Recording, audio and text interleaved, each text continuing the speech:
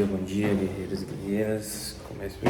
Quase que eu caí aqui. Começando mais um dia aqui na saga Todos os Dias da Residência. Se você está chegando agora no canal, curta, compartilhe, se inscreva para não perder nenhum conteúdo aqui. Hoje é dia 10 de agosto, uma segunda-feira. E mais um dia começando, vamos lá para o hospital. Vamos lá, pessoal, chegando agora aqui no hospital. O dia tá bem ensolarado, sem nuvens, como vocês estão vendo aí. Vamos começar o dia pedindo a proteção de Deus, para que a gente consiga encarar e vencer os desafios do dia. E que a gente possa auxiliar da melhor maneira possível as pessoas cruzarem o nosso caminho, né? Hoje é o dia da velocidade, é o dia que eu tô nas endoscopias, então tem 6 endoscopias agendadas e mais 3 colonoscopias à tarde. Vamos lá, trocar de roupa e atravessar o portal. E aí, galera, já aqui em casa, tomei um banho, jantei. Tô vindo aqui agora comentar com vocês como é que foi esse dia. Então hoje, como eu falei mais cedo, tava escalado para as endoscopias e colonos, né? Então é um dia assim bem cansativo. Fico muito tempo em pé ali do lado do paciente e acaba o exame, a gente já tem que fazer as coisas rápido, ajeitar a sala para trazer o próximo e nesse ritmo, né? O primeiro exame da endoscopia, preparei a paciente, tudo, começamos o exame. Quando começou, viu que tinha comida no estômago dela. E aí precisou interromper o exame, porque é uma chance muito alta da paciente evoluir com broncoaspiração. A gente cria o caminho com o endoscópio até o estômago, e da mesma forma que a gente cria esse caminho, o alimento ele pode voltar, porque a gente abre a válvula entre o estômago e o esôfago, e com isso a gente permite que o alimento volte e ele possa ir para o pulmão. Então, como tem um risco grande de broncoaspirar, que é o alimento do estômago ir para o pulmão, interrompemos o exame, né? Eu falei para interromper, e o pessoal da aparelho digestivo hoje também concordou. Acabou o exame. Aí veio o segundo paciente, que era uma senhorinha que ia fazer uma dilatação esofágica porque ela tinha um mega esôfago, porque ela tem doença de Chagas. A doença de Chagas, ela acaba destruindo os plexos musculares do esôfago. E aí, com isso, o esôfago ele não consegue contrair.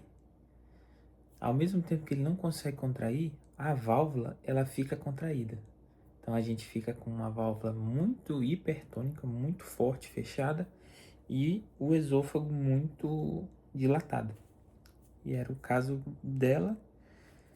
E o que ia ser feito era passar um balão até a válvula e dilatar essa válvula para poder a comida passar, que senão fica acumulado no esôfago.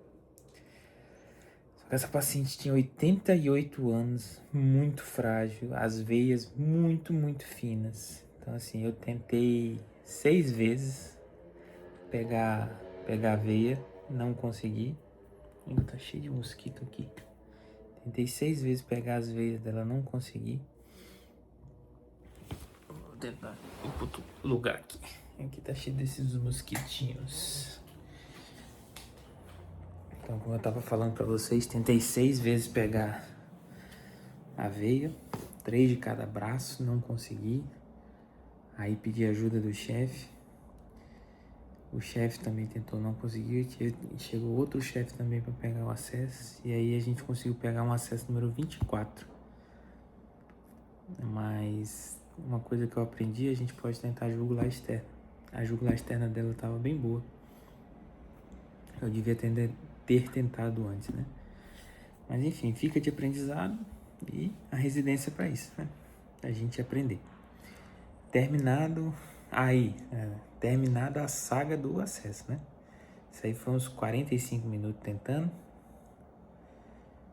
E quando começou o exame, passou o endoscópio, cheio de comida o esôfago, cheio.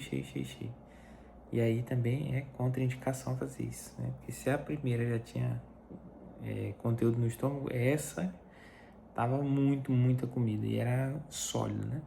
Aí o doutor falou para interromper o exame e deixar ela com 1 semana de dieta líquida para poder voltar e realizar a dilatação na outra semana. Aí os outros 3 exames foram 3 endoscopias, também foi tranquilo. Esses 3 chegou a fazer o exame, durou cerca de 5, 6 minutos cada exame. Só que aí tudo, preparar, pegar acesso, fazer as medicações, demora um pouquinho mais, né? E acabou que era 15 para as 11, já tinha acabado os 5 exames da galera do aparelho digestivo, né? Aí, beleza, fechei o kit e fui lá pro repouso tomar um café. Aí chega uma outra endoscopia pedida de uma paciente que vomitou sangue. Já tinha uns 10 dias. E era diagnóstico porque essa paciente ela tinha cirrose. O fígado, a veia do fígado estava com uma pressão muito alta. Então ela estava tendo cirrose além da pressão e estava tendo coágulo dentro da veia. E isso tudo era por conta da doença chamada esquistossomose, que é o barriga d'água.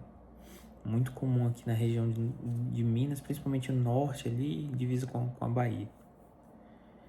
E aí fui ver os exames dessa paciente, a hemoglobina, que é o sangue, né? Tava com 6,5, o que é uma anemia grave, né? E plaquetas, o normal é de 150 mil até 450 mil. E ela tava com 36 mil plaquetas.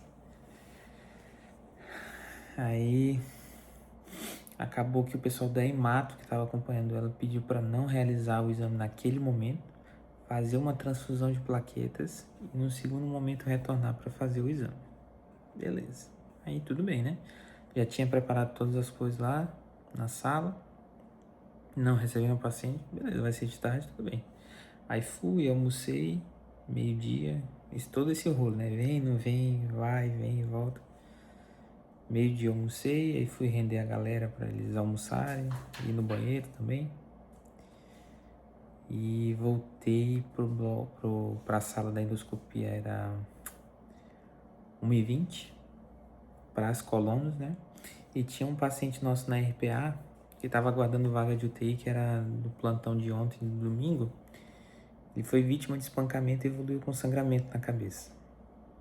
Um hematoma epidural ou extradural, que é entre as meninges, que são aquelas camadas que protegem o cérebro e o osso. Esse espaço é chamado espaço epidural, que é onde ele teve o sangramento. Aí foi feita a drenagem desse sangramento e eu levei ele para UTI. Aí voltei da UTI, o pessoal da Coloprocto, que faz as colonoscopias, já estava lá com o paciente, já estava monitorizado, tudo. Aí eu cheguei, peguei o acesso, fiz as medicações para sedar. E eram 2 colonas. A primeira foi bem rapidinho, durou acho que 20 minutos. Tava tudo normal, não precisou fazer biópsia para alguma outra coisa nem nada. E beleza, aí levei a paciente para RPA, veio o outro paciente, peguei o acesso, tudo certo. Esse demorou um pouquinho mais porque eles fizeram biópsias de várias partes do intestino dele, ele tinha alguns pólipos realmente. Esse exame demorou 45 minutos, demorou um pouquinho mais porque eles estavam fazendo as biópsias, né? Mas foi tudo tranquilo. Aí terminou, originalmente seriam 3 colonos, mas um outro não apareceu. E aí voltamos para a saga daquela paciente. Lembra que eu comentei ainda agora da esquistossomose? Ela fez a transfusão de plaquetas, só que 10 minutos do início da transfusão ela evoluiu com uma coisa chamada choque anafilático. Transfundir plaquetas é uma coisa muito alergênica, principalmente se for plaquetas de mulheres. Eu não sei o porquê desse motivo, mas eu vou pesquisar e trazer aqui para vocês. Mas geralmente quando é transfusão de plaqueta, dá a preferência pela plaqueta do homem, que é menos alergênica que de mulher. Mas assim, pode acontecer do mesmo jeito. E aí ela teve esse choque anafilático, que é uma alergia muito, muito intensa, né? Precisou fazer adrenalina. de tão intenso que foi o choque dela. E conseguiram reverter o choque anafilático, ela ficou bem. Só que aí a doutora voltou lá querendo discutir para ver se fazia ou não endoscopia. E depois desse episódio, não, né? O chefe negou, disse que tinha que compensar e realmente compensar a paciente, né? Para poder voltar e fazer o exame com segurança. Aí peguei minhas coisas, levei, fui lá pro repouso. E o pessoal da GO 6h10 liga falando que é uma cesárea de urgência. Era um parto pélvico em trabalho de parto. Era uma cesárea por o feto estar pélvico e estar em trabalho de parto. Aí fiz a hack, assim, quando eu fiz a hack, eu aspirei o líquido, não veio um pouquinho, eu reposicionei a agulha, aí veio o líquido, beleza, injetei, foi tudo certo, o bebê nasceu, e aí o pessoal da noite chegou e me rendeu. E eu queria comentar que, assim, era um dia que eu tinha um certo receio, medo, né, de fazer as sedações, porque sedação é muito mais difícil do que fazer uma hack anestesia, do que uma anestesia geral. Porque cada paciente ele vai responder de uma maneira, né? E quem disser que sedação tem fórmula, tá mentindo. Porque a gente utiliza diferentes formas, diferentes doses para diferentes pacientes que reagem de diferentes formas. Então, eu fico feliz porque eu tô vendo que eu chegava muito assustado, com muito medo de fazer isso. Ficava com medo se o paciente saturasse, se a pressão baixasse, eu ficava pensando, sofrendo na minha cabeça que as coisas iam acontecer. Quando, na verdade, eu sofria mais na minha cabeça do que na realidade, né? E hoje eu já estou muito mais seguro de fazer o procedimento, né? E os chefes dão todo o suporte. E eu lembro que eu ficava muito nervoso e agora eu fico tenso, mas é uma coisa controlada e consigo, né, com competência, com calma, realizar os exames. Eu lembro que fazia sedações e quando o pessoal passava endoscópio, o paciente tossia. Hoje ele já não tosse mais, eu já consigo aprender mesmo realmente na mão ali a dosar a dose do Propofol de acordo com os pacientes, de acordo com o que ele vai reagir. Já vejo ali a dose que a gente tem que ajustar de acordo com o peso do paciente, né? E assim, eu vejo que as minhas sedações elas estão sendo boas, ela tem uma profundidade boa e ao mesmo tempo, quando termina o exame, o paciente acorda rápido. E depois de 2, 3 minutos, eu chamo o paciente, ele acorda. Eu acho isso muito legal. O paciente está lá assim, jogadão, eu chamo, seu fulano, ele... Aí eu falo, acabou o exame, ele, já acabou? Cara, isso eu sei que eu fiz uma sedação boa. Mas isso, né, repetição, tomando porrada, errando, e principalmente saber resolver aquilo que acontece, né? Então, questão de via aérea, as principais coisas, né? Hipotensão, desaturação. Antes eu corrigia as pressões praticamente todas, né? Se ficasse abaixo de 60, hoje não, dependendo do paciente, como ele for. Eu sei que é transitório ali a hipotensão, parando o Propofol ou diminuindo a dose, a pressão volta a subir e o paciente acorda rápido.